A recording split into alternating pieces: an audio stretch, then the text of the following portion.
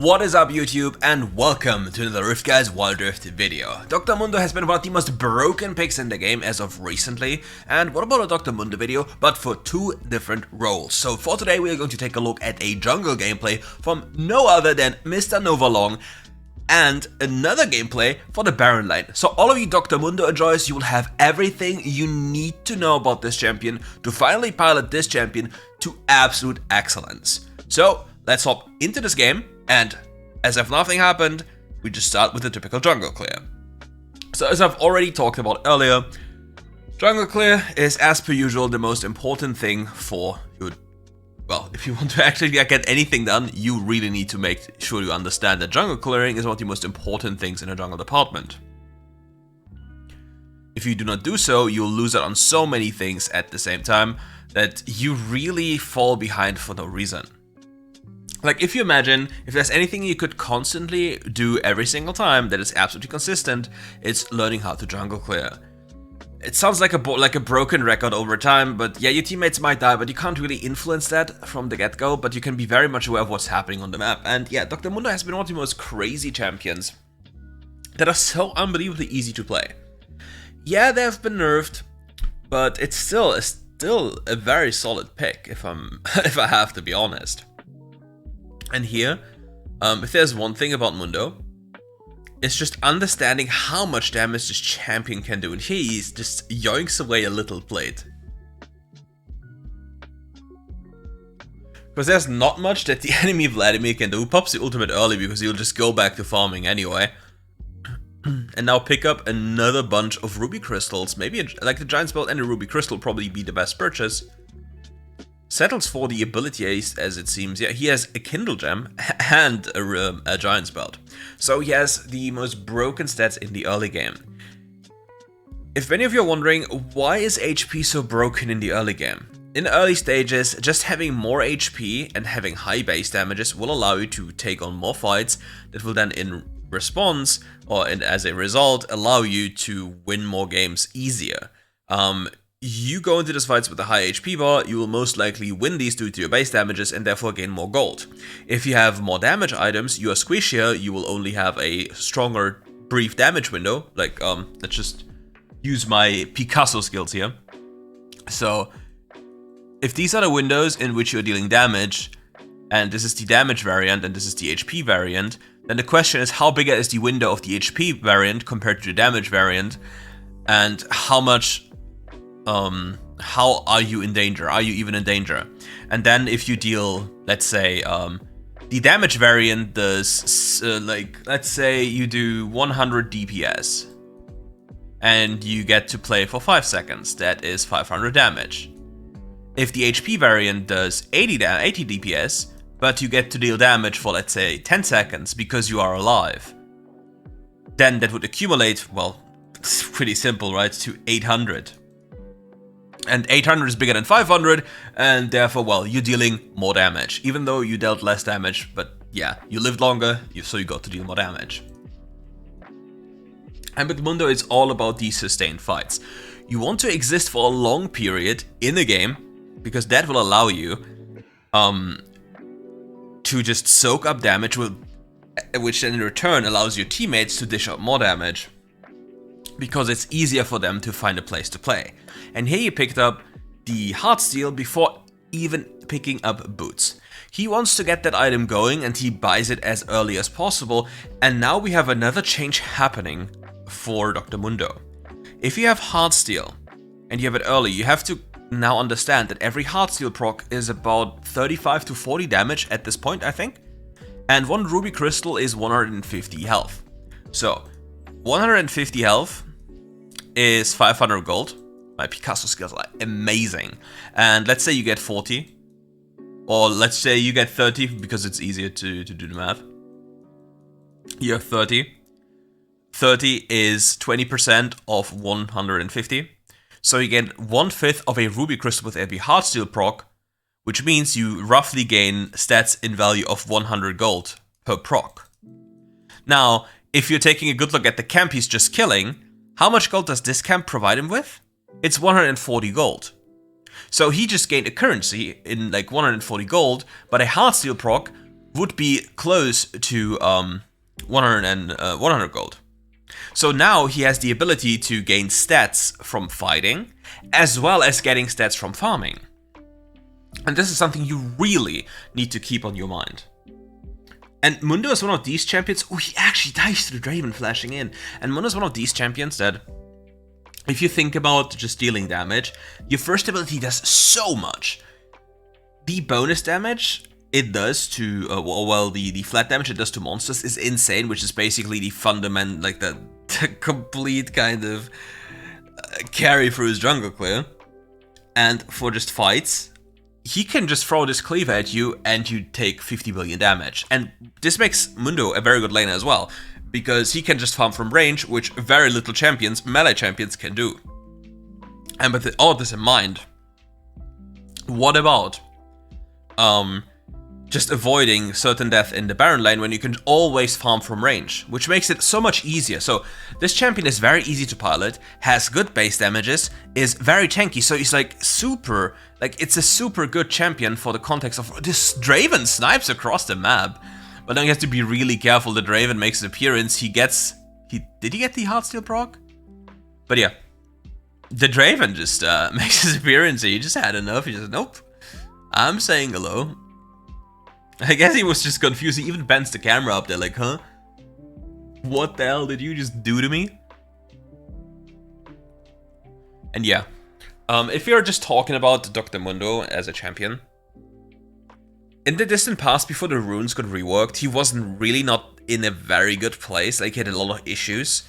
But now with the new runes, having access to all these different runes, like for example, Second Wind, the full first resolve tree, gaining Nullifying Orb for laning, gaining Second Wind in general, gaining Overgrowth as well.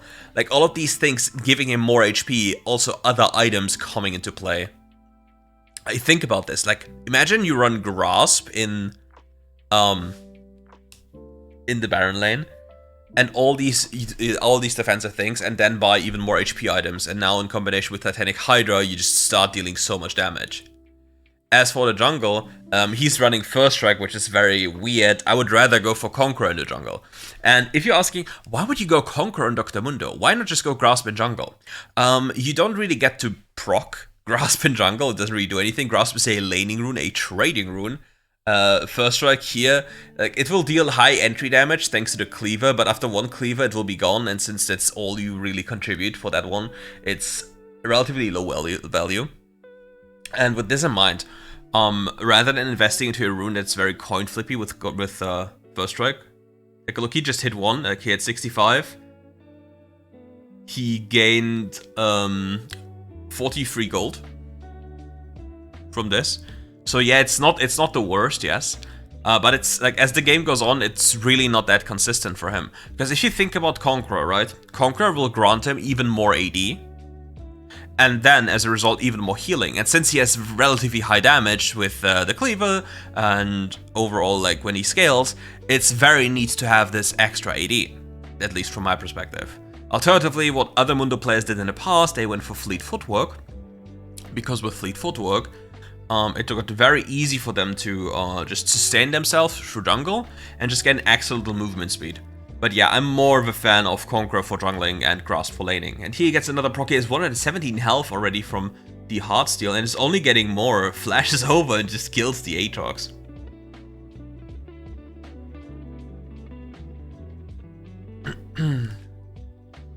And for the future, I want to try and do some more streams where I either review these or play a little bit more. I've started playing a little bit more again, doing some off-meta stuff, but we'll talk about that in a second. Nice ultimate by the Sona, denying the engage, but the Twitch is living on the edge. He Draven flashes over the wall, and now the Dr. Mundo tries to get the kill, but the denial is just too big. Now the Rengar is zooming around, trying to pick up the scratches. What just happened to... Well, Vladimir. Well. Ooh, nice hook by the Thresh, denying. But the Protobelt running after the Vladimir now, but surely the Vladimir will just die, yeah. But now the Aatrox is on a rampage. Whereas the Rengar is trying his hardest. And damage-wise, like, every Heartsteel champion really banks on the fact that they have really, really, really high base damage on their abilities. And once you complete Titanic Hydra, you finally start dealing a lot more damage. And let's say you have just a normal itemization buff. You have like 1, 2, 3, 4, 5. And at all of these places, you most of the time, I will just disregard boots, right? This will be your core. And the moment you reach this path here, also partially this, so I'll just extra mark this. It's just too beautiful. It's situational. Which means most of your core items will always be the same, with the exception of sometimes the third item, and in very, very niche cases, the second item if you're facing like full one-dimensional damage comp. If you're facing a full one-dimensional damage comp, this place here, for example, if you're playing into full physical and you are a melee damage dealer, you might be running DD, or if you're a ranged champion or anyone, you might run more into a full AP composition. Or Force of Nature if you're a tank, like all of these things apply. And Titanic Hydra, on many champions, even in the later stages, can just be picked up as an extra item, because if your champion builds some HP items or bruiser items that have AD and HP, then in late game, the Titanic Hydra will provide you with a lot of AD, similar to a normal item, but it will provide you with a big burst chunk of damage because of the effect of Titanic Hydra. And this is something you really need to not forget, that Titanic Hydra is like a big burst bonus damage item. So whenever you see a Mundo getting close to you, and he's just walking at you menacingly, then you see the Heartsteel thing, the icon, appearing over your head. He then slaps you, and then the Titanic damage plus this damage comes in and you just die. And he just finds a way, he steals it! Nova Long still got it. He just said, I get your tower, I get your Baron, and I get your life Aatrox. Well, and he got a stack. He says 207 Heartsteel stacks right now. He just did the play that saved this game. Sheesh. What a man. And Divine Sandra also not a bad pickup for Mundo. Because if you take a good look at his first ability, like the Cleaver, you will notice that the cooldown isn't necessarily that high. Which means he can reliably, like see, 3 seconds, like double of the Spellblade cooldown, but he still has other spells to use, so he will get real big use of this. And if you think about this again, Divine Sandra will then play into the idea of having more sustain, more tankiness, and dealing more damage. Again, remember, I talked about these windows, extending the window in which he deals damage, and then being able to soak more damage and deal more damage. So yeah. And always, like, I keep on repeating myself, always when it is, like when you're playing jungle, like these side lanes here, like all these side lanes, they are so important to remember, and they're such a good area to just gain more gold. I really hope his team is actually responding anytime soon, because, well, it would be lovely if they did, but yeah, they are too busy playing ARAM. Also, there's a pretty nice item for Dr Mundo. It's called Mantle of the, is it 12th or 11th hour? I don't know, I can't even read the clock, I'm joking. But still. This item got changed from it being healing to it being an HP increase, a bonus HP increase. Now, if you think about this, a bonus HP increase?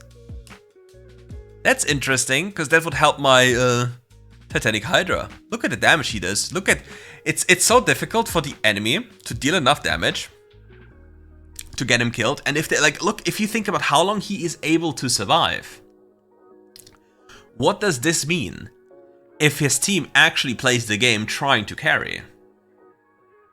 Like, you see, he is 2, 6, and 5.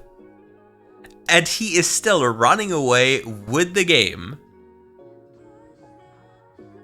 being the tankiest guy on this entire planet, making it so unbelievably difficult for the enemy team to get anything done. And at some point, if anyone of the enemy team chooses to, if anyone of his team chooses to stick around with him, you will see that they will just get completely annihilated. But again, his teammates die again, so he's basically forced to do a little bit of a detour again into the side lane. Needs to be a little bit careful here because enemy team will have some nice little Elder here. Nice dodge on the death sentence. Lux is not really a threat for Dr. Mundo. Like, keep in mind, Dr. Mundo is not as easily pinned down as people might believe because he still has his passive, so he can't be instantly CC'd. And not only this, ooh, now he's calling for a very big play. Okay, this is big brain. This is very big brain. He knows of the location of all these players, so he knows that there will be a race to this space here, back to the base, because they can't just do this. And then he just dips away and walks down mid lane towards the middle of the base here, and tries to make sure to end the game. His teammates were not understanding what was happening, so they lingered around. They could have ended the game because they can just dip away down mid lane. So the enemy has to recall. They have to forfeit position. And if they forfeit position here, we can then return. Let me switch color here. Through this, force ourselves into a good position and then allow ourselves to play around this Elder. And if the enemy approaches from a certain angle again, like they did before, like from here, we can repeat the same steps. It's just something, it's such a clutch thing to do. Ooh, the Ziggs bomb gets rid of the Draven. Oh yeah, and something, like just because you have a lot of health doesn't necessarily mean in the late game that you're tanky. In early game, health is the most broken thing. In mid game, you want to buy more resistances. And I'll explain you why after this guy is getting clapped. No, the Heartsteel proc. No. Okay. 1000 health, and you have 100 armor. This means you have a 50% damage mitigation against physical damage. Means your 1000 HP are 1500 EHP. And that doesn't even take into consideration any of your spells, any of your life regeneration, etc, etc. So, needlessly to say, you want to find the middle ground between HP and resistances, but in the early game it's just so much easier to get HP, and since you're leveling up so fast, abuse your base damages to, as I said again, increase the windows in which you deal damage. Oh my god, this Rengar just got blown up. What a poor guy. And you see, like, in this game, his team is making it very difficult for him. Like, it's not like they're really that helpful. So he has to keep, or has to stay relevant. His scoreline might tell a weird story that he's like 2-7, yeah. But he has millions of gold. He's 15, he has so much gold. He is still so relevant. Even though the enemy team has Mountain Soul, it's not gonna do anything. Is it Mountain? It is. Because the shield was so tiny, I barely saw it on the Thresh because it's, well, I really hope they'll revisit the souls and buff them again because they really need to. Ooh, popping here, getting a nice little Heartsteel proc again. Vladimir running in, getting cleaved into the face, getting instantly killed because of the Sonar CC, the Twitch damage. Now Twitch is scaled. And all he has to do is be a frontline for his team. Pops the ultimate for the movement speed, runs after him, flashes in the cleaver, one-taps the enemy guy, throws them away. Now Draven, what are you supposed to do? You will take some time to kill this guy, and now he runs after the Thresh. Sadly misses the cleaver. Now pinks the Baron, wanting to make sure to tell his team, please, let us end the game. These skills are not relevant. Like, we will not get them anyway, so let's just take Baron. Let's just close this game out. And this is something like if you resonate with this, tell me. How many times have you been up here in this jungle and be like, okay, we just killed 1 or 2. Oh, let's go for more. Even though the Baron Nash is completely free, and how many times do your random teammates just run dead, get themselves killed? And here you see, the enemy team is walking here, trying to like get it, but the issue is, they couldn't. And even though they try, like it's so unrealistic to attempt this because they still would have had a chance to win the game, even though they lose Baron. But if they die here, they lose all chances. Oh, at least I believe so. At least the hope was still there. And then he just ends the game, being an absolute unit in this game. As per usual, check out the description below for the channel, and we'll hop right over to the next version of the top lane Mundo. Okay. We have a top lane Dr Mundo. Bottom left, you see the build. And this champion's damage is absurd. Like, he's trading a Yone. Luckily, the Yone has Conqueror, not Lethal Tempo. And this matchup should be absolutely free for Yone. Absolutely. But if the Yone makes mistakes in the early game, the Dr Mundo can actually snowball to a point where the Yone has big problems because base damage of Dr Mundo is insanely high. So plated steel caps in this game will be absolutely brutally OP. Like, again, I need to bring this to your attention. Plated steel caps, what do? Number 1, they provide you with base health regen. Number 2, they provide you with health, armor, and a percentage modifier for physical damage taken, which on purchase makes you around, I think, 35% tankier. Correct me if I'm wrong, if any of the Demon Stats gamers is in chat or in the comment section below. Like, this is just like a rough estimate. Like, once you purchase them, as soon as you can from base, I think they make you around like 35% tankier against physical damage. And if your champion naturally has high health regen, plus you run second wind, which Dr Mundo does, you will see that your life will go up, and you can actually watch it go up. As for the laning phase, like, here you see what the Dr Mundo can do. Number 1, Dr Mundo wants to use his first ability to farm from range. Very typical, right? And he can use his third ability on these low HP minions up there, if possible, to knock the minion, because as you kill them with your third ability, into the enemy champion to deal even more damage to them. So you actually have poke capabilities on Dr Mundo. And it's very important, as they get lower, he can utilize this to even fast push. Because if the minions align in a good way, you can deal more damage to that, making it easier for you to push faster. And here he consciously decides against going plated, because apparently, like, number 1, Yone does mixed damage, so it's not the strongest against him instantly, but it will help him a lot if he wants to fight. But since he already won thanks to the gank and he got the kill, he now has stacked up so much health that the difference, right? Like, if you, I didn't spot how much. I think he would have had plated plus 1 giant spelt, or at least a ruby. So yeah.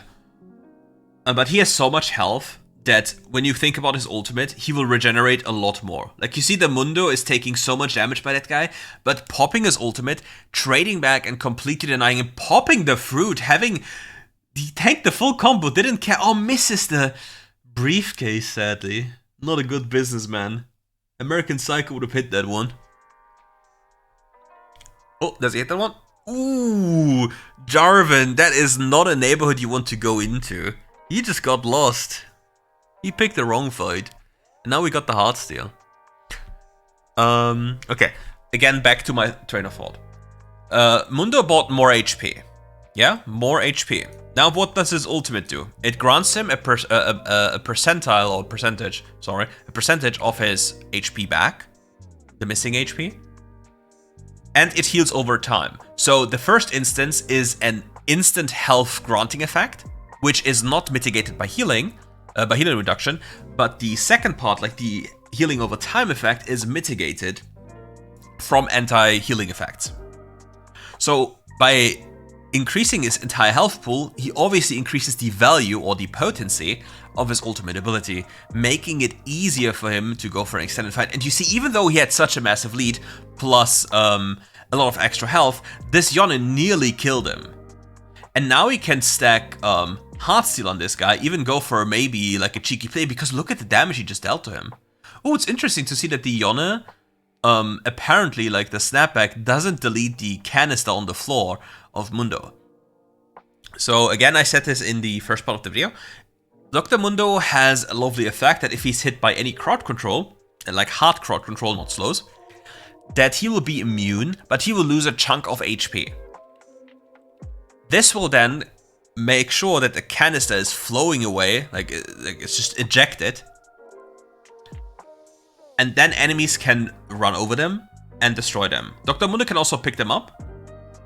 And if two people are on there at the same time, be it like enemy and you at the same time, you have priority over picking it up. So that's something that you have to keep in mind, which is very nice to have. But yeah. Dr. Mundo in general, again, he is already fed beyond redemption. He has 69. Imagine XD 69. Come on, any gigglers in the chat? I know you're gonna do it anyway. But yeah. He has already these stacks. Going in for the combo, the Pantheon ult combo comes in with the Yone ult as well. He's trading him very heavily here, waits for the ult a lot of time, flashes after him and gets the Yone killed. Now it turns onto the Pantheon. The Pantheon might even still kill him because Pantheon has very high damage, but it's not enough. 143 Heartsteel stacks. So 143 Heartsteel stacks is very close to a Ruby Crystal.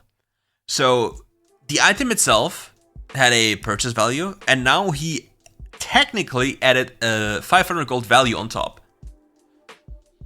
And this is the nice thing about this item and about the general pace of WildRift. Like you buy this item here, and in direct comparison it is weaker than other items.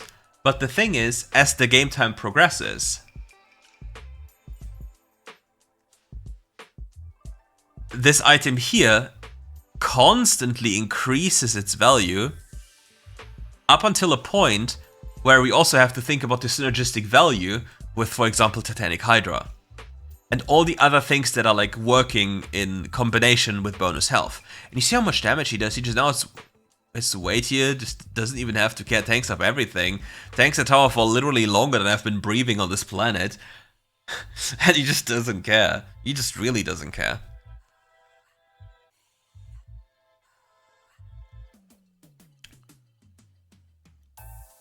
And if you take a look at bottom left, there are a few things that are really, really, really cool. For example, Randon's Omen. Randon's Omen is a very niche item, and it only does anything for you if you have high uptime, because you need to deal auto attack damage to get value of this while facing crit. So many times, this item will actually not do too much for you because you won't have uptime. So the funny thing is, even if your champion doesn't have mana, you can think about, look at the damage Yone does. Look, the fact that it was even remotely close is just showcasing how unfair this matchup usually is. Coming back to the topic before, Randuin is not really that consistent of an item unless you have uptime on a champion that permanently crits you. So often, even on a champion that doesn't have mana, Frozen Heart becomes an option because you have this aura that always applies, plus the ability haste of this item, and is relatively cheap. And if you hit late game, if you think about this, okay, you have all these HP items and stack, and what's the difference between like having 5,500 health and 5,000, I don't know, 900? And then you heal every single time you hit an enemy, if anti-healing is in place, up to, I think, 250. If you get crit. So condition, then you have Frozen Heart on the other hand, which in the late game will provide you with, I think, up to 38% attack speed slow, fully stacked. Correct me if I'm wrong. I haven't looked at the item in a long time. Look at the damage he does. The man doesn't have to care. There's a tower. The man doesn't care. It doesn't matter to him. He just looks at the tower, walks through, hits them, gets Heartsteel stacks. It's a stockbroker. He is literally like cosplaying the Wolf of Wall Street from penny stocks to actual millions. 311 Heartsteel stacks.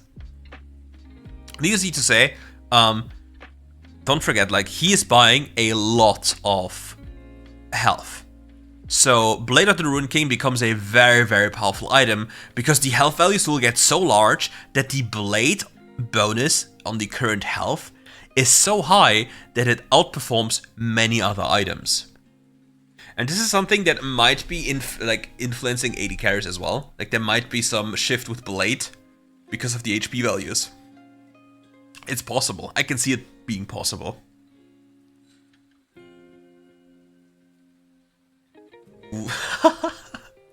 he just walks up and bonks the head. And now we just go back to the other issues. Like you see that the enemy team is constantly barraging both side lanes, and something has to happen. And his team is like, he's more than half of his team's real estate, so to say. And he has to do everything by himself. He has to kill them. He has to push them. Like, it's very difficult for him here. In the last game, we saw it being very difficult for Mundo Jungle to do something if the team doesn't really want to play. And here we see him being very fed, and again, it's a situation where he has to play for time.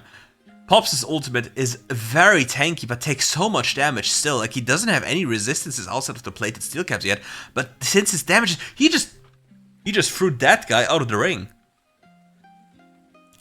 So he probably tanked more damage in this fight than his entirety of his team has in total HP.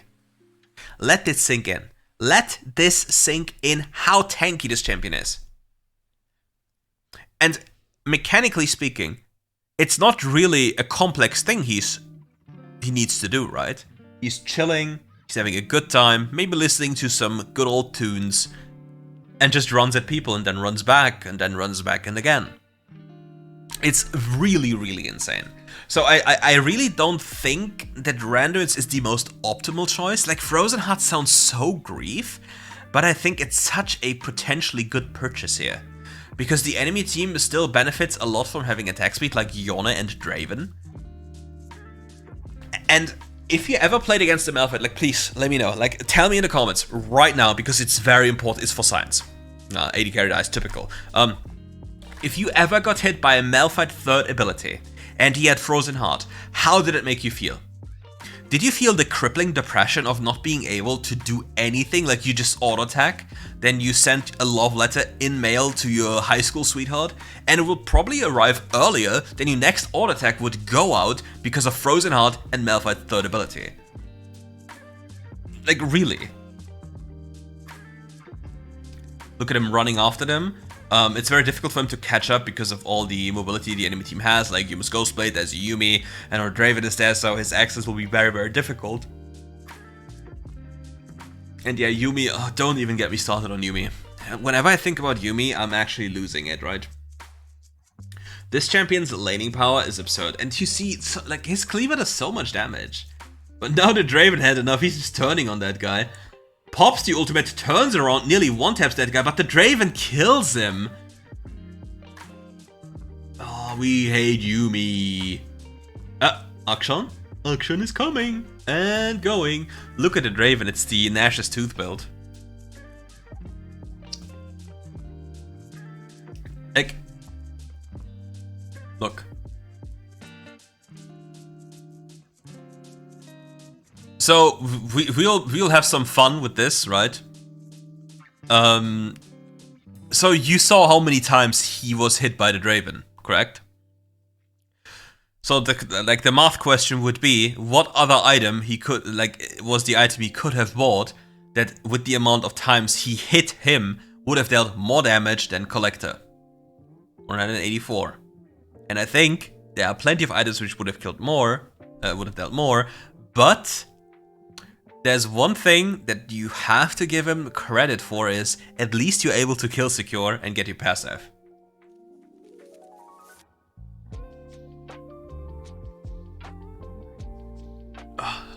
No.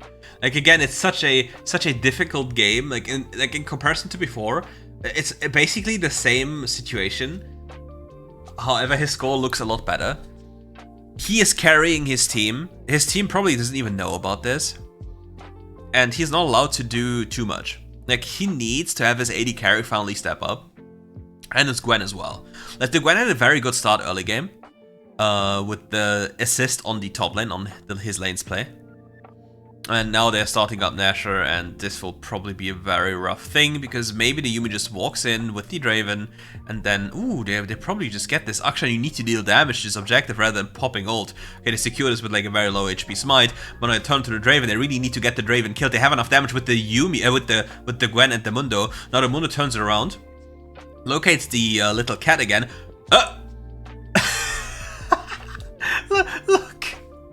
Look at him. He has nearly half his HP. That's one. Look. Hello? Hello? It's 497, 163. He just hit him with this. Huh? Excuse me? And he collects the cat with the briefcase. Now he tanks the Nexus. He just doesn't care. Look at this. He's so tanky. And this is exactly why Mundo's so broken. And like, if you ever autofilled in top lane, if you ever have any issues, pick this champion. He is so goddamn good. And with that, we're at the end of this video. Thank you all for watching. If you enjoyed the video, leave a like and subscribe to the channel double time. Sorry. Check out the channels. And we'll see each other. Maybe in a stream, maybe in a game. You know how it goes. We love WildRift. Anyways, peace.